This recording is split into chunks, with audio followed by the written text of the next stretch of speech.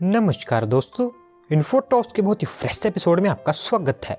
तो चलिए शुरू करते हैं। आज की दोस्तों सबसे पहली अपडेट निकल कर आ रही है हमारी इंडियन रेलवेज को लेकर, जहां पर दोस्तों हमारी रेलवेज की जो कोल कैरिंग ट्रेन्स होती हैं, इनके स्मूथ मूवमेंट के लिए हमारी रेलवेज के द्वारा डिसाइड किया गया है कि वो मध्य प्रदेश के कटनी डिस्ट्रिक्ट में टोटल 2 न्यू फ्लाईओवर्स का कंस्ट्रक्शन करने वाले हैं, जो कि हमारी रेलवेज के आज तक के सबसे लॉन्गेस्ट फ्लाईओवर्स होंगे। दोस्तों जो फ्लाईओवर्स होंगे इनको स्पेसिफिकली जो कोल कैरिंग ट्रेन्स हैं इनके लिए ही बनाया जाएगा, ताकि ईस्टर्न मध्य प्रदेश एंड छत्तीसगढ़ से जो ट्रेन्स कोल कैरी करती हुई आती हैं वो वेस्ट में काफ़ी फ्रीली ट्रैवल कर पाएँ। और वहीं बात करें इन फ्लाईओवर्स के बारे में, तो इनकी जो टोटल लेंथ होगी वो 34.9 किलोमीटर की होगी, जिसमें से एक अप डायरेक्शन के लिए बनेगा एंड दूसरा डाउन डायरेक्शन के लिए बनेगा। कटनी गुड्स सेपरेशन प्रोजेक्ट के अंतर्गत बीना कटनी बिलासपुर रोड पर जो दोनों के दोनों फ्लाईओवर होंगे ये बनकर तैयार होंगे, और इन पर ऑलरेडी हमारी रेलवेज के द्वारा काम स्टार्ट कर दिया गया है। 1250 करोड़ रुपये स्पेंड करके हमारी रेलवेज के द्वारा इन दोनों फ्लाईओवर्स को फाइनेंशियल ईयर 2023-24 तक बनाकर कंप्लीट कर दिया जाएगा।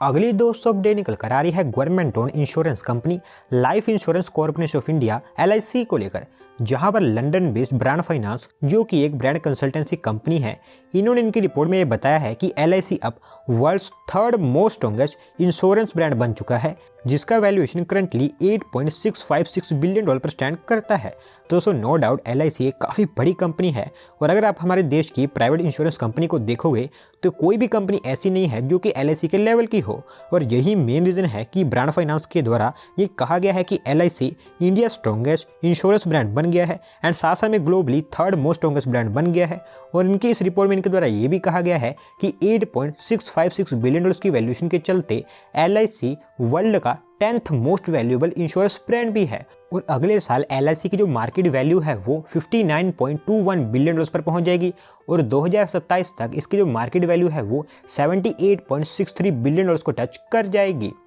बढ़ते हैं दोस्तों अगली अपडेट की तरफ, जो निकल कर आ रही है हमारे देश के first rapid rail Delhi Meerut RRTS को लेकर, जहां पर दोस्तों हमारे देश में जो इंफ्रास्ट्रक्चर को बिल्डअप करने का काम है इसको और भी फास्टैग बेसिस पर डालते हुए जो ऑफिशियल्स RRTS का कंस्ट्रक्शन कर रहे हैं, उनके द्वारा कहा गया है कि दिल्ली मेरठ रैपिड रेल की जो प्रायोरिटी स्ट्रेच है जो कि ऑलमोस्ट 17 किलोमीटर की होगी, इसके अब जो ट्रायल रन्स है वो अगले साल की बजाय इसी साल के अंदर अंदर स्टार्ट कर दिए जाएंगे। तो दोस्तों जो 17 किलोमीटर की प्रायोरिटी स्ट्रेच है ये साहिबाबाद से दुहई के बीच में बनकर तैयार हो रही है, और प्लान ऐसा बनाया गया था कि 2023 तक ये जो प्रायोरिटी स्ट्रेच होगी ये बनकर तैयार हो जाएगी, ताकि फुल स्केल पर इसके जो ऑपरेशंस हैं उनको स्टार्ट करने से पहले इसकी काफ़ी अच्छी खासी टेस्टिंग हो जाए, एंड अब इसको और भी फास्टैग बेसिस पर डालते हुए इसी साल के एंड तक इस पर जो ट्रायल रन्स है वो स्टार्ट हो जाएंगे, ऐसा ऑफिसर्स के द्वारा कहा गया है। और एज ऑफ नाउ अगर मैं आपको इस प्रोजेक्ट की अपडेट दूं तो 56 किलोमीटर के स्ट्रेच के लिए जो फाउंडेशन का काम है वो कंप्लीट हो गया है, और इस 17 किलोमीटर की प्रायोरिटी स्ट्रेच पर 1200 पियर्स को कंस्ट्रक्ट कर दिया गया है,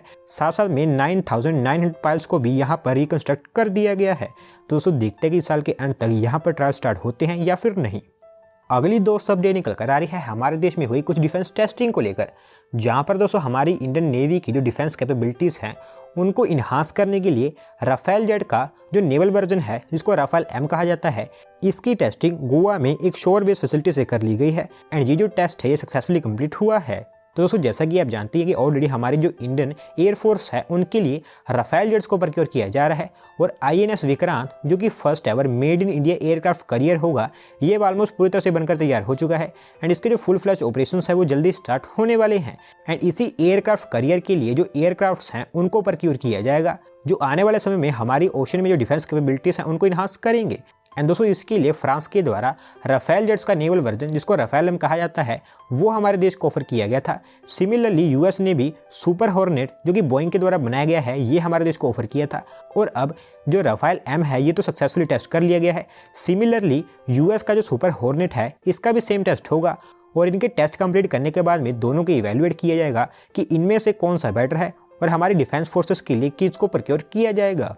अगली दोस्तों अपडेट निकल कर आ रही है हमारे देश के first high speed rail corridor project को लेकर, जहां पर दोस्तों हमारे देश के Mumbai Ahmedabad high speed rail corridor project का काम और भी फास्टैग बेसिस पर डालते हुए the national high speed rail corporation limited के द्वारा गुजरात स्टेट में इसके लिए ऑलमोस्ट पूरी लैंड को एक्वायर कर लिया गया है, और अब आपको गुजरात स्टेट में इस प्रोजेक्ट से रिलेटेड सिर्फ कंस्ट्रक्शन वर्क ही देखने को मिलेगा। तो दोस्तों ये जो इन्फॉर्मेशन है ये गुजरात गवर्नमेंट के जो टॉप ऑफिशियल्स हैं उनके द्वारा शेयर की गई है। और इस न्यूज़ में मैंने आपको ऑलमोस्ट इसलिए कहा है क्योंकि इस प्रोजेक्ट के अंतर्गत गुजरात साइड में जितनी भी प्राइवेट लैंड को एक्वायर किया जाना था वो तो पूरी तरह से एक्वायर कर ली गई है, जो कि किसी भी प्रोजेक्ट के लिए काफ़ी बड़ी प्रॉब्लम मानी जाती है। और अभी के समय में गुजरात साइड में सिर्फ कुछ प्लेसेस में जो गवर्नमेंट ओन्ड लैंड है वो हमारी जो NHSRCL है उनको ट्रांसफ़र करनी है, जिसको एक्वायर भी कर लिया जाएगा। क्योंकि दोस्तों जो गवर्नमेंट ओन्ड लैंड होती है उनको एक्वायर करने के लिए कोई मुसीबत सामने नहीं आती है। और खेड़ा, आनंद एंड वालसाड़ ये तीनों ऐसे डिस्ट्रिक्ट्स हैं जहां पर गुजरात स्टेट में 100% लैंड एक्वायर हो चुकी है,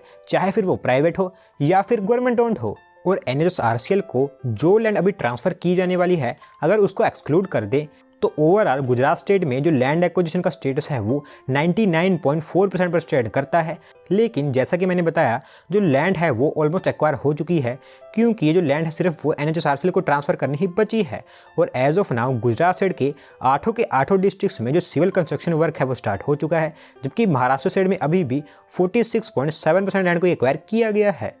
अगली दोस्तों अपडेट निकल कर आ रही है मुंबई लोकल को लेकर, जहां पर दोस्तों मुंबई लोकल ट्रेन की जो फ्रीक्वेंसी है उनको इंक्रीज़ करते हुए हमारी रेलवेज के द्वारा डिसाइड किया गया है कि वो मुंबई के लिए भी जो ड्राइवरलेस लोकल ट्रेन है उनको इंट्रोड्यूस करेंगे। और अगले साल यानी कि 2023 में मुंबई लोकल के लिए जो एडवांस सिग्नलिंग सिस्टम्स का ग्राउंड वर्क है वो स्टार्ट कर दिया जाएगा। तो दोस्तों मुझे आपको बताने की ज़रूरत नहीं है कि मुंबई लोकल एक काफ़ी ज़्यादा क्राउडेड ट्रांसपोर्टेशन सिस्टम है और यहाँ पर जो पैसेंजर लोड है वो डे बाय डे काफ़ी तेज़ी से इंक्रीज़ भी होता चला जा रहा है, जिसके चलते हमारी रेलवेज़ के द्वारा डिसाइड किया गया है कि वो यहाँ पर जो ड्राइवरलेस ट्रेन हैं उनको ऑपरेट करेंगे, जिसके चलते जो ऑपरेशन कॉस्ट है वो भी कम हो पाएगी। और प्लानिंग के बेसिस पर ये जो ड्राइवरलेस ट्रेन होंगी इनको सबसे पहले हार्बर लाइन पर चलाया जाएगा और CSMT से पनवेल के बीच में ये जो एडवांस सिग्नलिंग सिस्टम है ये सबसे पहले बनकर तैयार होगा। और दोस्तों ये एक पायलट प्रोजेक्ट होगा और अगर ये सक्सेसफुल रहता है तो इसी के बेसिस पर आने वाले समय में central railway main line and western railway line यहाँ पर भी जो ड्राइवरलेस ट्रेन हैं उनको स्टार्ट किया जाएगा। बढ़ते हैं दोस्तों अगली अपडेट की तरफ जो निकल कर आ रही है PM गति शक्ति प्लान को लेकर, जहां पर दोस्तों रिसेंटली हमारी union minister of civil aviation के द्वारा कहा गया है कि इस गति शक्ति प्लान के अंतर्गत आने वाले कुछ ही सालों में हमारे देश के 5 इंडियन स्टेट्स में टोटल 16 न्यू एयरपोर्ट्स को सेटअप किया जाना है। तो दोस्तों ये न्यू एयरपोर्ट्स होंगे इनके लिए Madhya Pradesh, Chhattisgarh, Rajasthan, Uttar Pradesh and Maharashtra in 5 states को सिलेक्ट किया गया है। और थोड़ी सी इसकी और डिटेल में जाएं तो मध्य प्रदेश में रीवा एंड अंबिकापुर ये 2, छत्तीसगढ़ में बिलासपुर एंड जगदलपुर यहाँ पर भी 2, राजस्थान में 1, महाराष्ट्र में 2 एंड यूपी में 9 न्यू एयरपोर्ट्स बनकर तैयार होंगे। और दोस्तों राजस्थान, महाराष्ट्र एंड यूपी यहाँ पर जो न्यू एयरपोर्ट्स बनकर तैयार होंगे उनकी जो लोकेशंस हैं और उनके जो नाम हैं उनके बारे में कुछ बताया नहीं गया है। जैसे इनके नाम मुझे पता चलते हैं मैं आपको बता दूंगा। लेकिन मध्य प्रदेश एंड छत्तीसगढ़ यहाँ पर जो नाम मैंने आपको बताए हैं इनके लिए जो एयरपोर्ट्स की डिस्कशंस हैं वो ऑलरेडी स्टार्ट हो चुकी हैं, जल्दी ही इनकी प्लानिंग भी स्टार्ट होगी एंड मोस्ट प्रोबेबली इन दोनों स्टेट्स में ही जो एयरपोर्ट्स हैं वो सबसे पहले इन तीनों स्टेट्स के मुकाबले बनकर तैयार होंगे। अगली दोस्तों अपडेट निकल कर आ रही है हमारे देश की new generation Vande Bharat train को लेकर, जहां पर दोस्तों वंदे भारत ट्रेन की सेकंड लोड की मैन्युफैक्चरिंग के लिए टोटल 9 कंपनीज के द्वारा उनकी बिड सबमिट कर दी गई है एंड अब हमारी जो रेलवेज है उनके द्वारा इन बिड्स को इवैल्यूएट करने का काम स्टार्ट किया जाना है, जिसके बाद जो मोस्ट एलिजिबल कंपनी होगी उसको इसका कॉन्ट्रैक्ट दे दिया जाएगा। तो दोस्तों यूनियन बजट 2022 में हमारी फाइनेंस मिनिस्ट्री के द्वारा कहा गया है कि टोटल अगले 3 साल के अंदर अंदर 400 न्यू वंदे भारत ट्रेन आपको देश में ऑपरेट होती देखने को मिलेंगी। और प्रेजेंट टाइम में हमारे देश के लिए 102 वंदे भारत ट्रेन अप्रूव हो चुकी हैं, जिसमें से 44 वंदे भारत ट्रेन जो कि फर्स्ट लोड है इसके लिए जो इलेक्ट्रिक प्रोपल्शन सिस्टम का काम है वो हैदराबाद बेस्ड मेधा सर्विस को दिया गया है। और अब इसकी सेकंड लोड जिसमें 58 वंदे भारत ट्रेन को मैन्युफैक्चर किया जाना है और स्पेसिफिकली जो प्रोपल्शन इलेक्ट्रिक सिस्टम है उनकी मैन्युफैक्चरिंग की जानी है, वो 2500 करोड़ रुपीज़ की वैल्यू का एक प्रोजेक्ट है, जिसमें Bombardier, Siemens, BHEL, CG power, Medha, Electrowaves, Hind rectifiers, Saini electrical and Titagarh wagons इन 9 कंपनीज के द्वारा बिड सबमिट की गई है। तो देखते हैं हमारी रेलवेज किस कंपनी को कॉन्ट्रैक्ट देती है। आज की दोस्तों लास्ट अपडेट निकल कर आ रही है हमारे देश में EV चार्जिंग इंफ्रास्ट्रक्चर से रिलेटेड साइन हुए एक MOU को लेकर, जहां पर Tata power and Apollo tyres इन्होंने हमारे देश में अक्रॉस द कंट्री जो पब्लिक EV चार्जिंग स्टेशंस हैं उनको डिप्लॉय करने के लिए एक स्ट्रेटजी पार्टनरशिप एग्रीमेंट साइन कर लिया है, जिसके अंतर्गत होगा ये कि जो टाटा पावर है वो अपोलो टायर्स के जो commercial and passenger vehicle zones है वहाँ पर पब्लिक EV चार्जिंग स्टेशन को स्टेब्लिश करेगी। तो दोस्तों जो टाटा पावर है वो हमारे देश में हर एक तरह का जो ईवी चार्जर है उसको डिप्लॉय करने के केपेबल है, जबकि अपोलो टावर्स के पास में हमारे देश में बहुत सारे कमर्शियल और पैसेंजर व्हीकल जोन्स हैं और लोकेशन एंड लैंड अवेलेबिलिटी के बेसिस पर ये जो ईवी चार्जिंग स्टेशंस हैं ये यहाँ पर बनकर तैयार होंगे। इनिशियली 115 ब्रांड रिटेल आउटलेट्स को सिलेक्ट किया गया है जहाँ पर ये जो ईवी चार्जिंग स्टेशन है ये बनकर तैयार होने वाले हैं।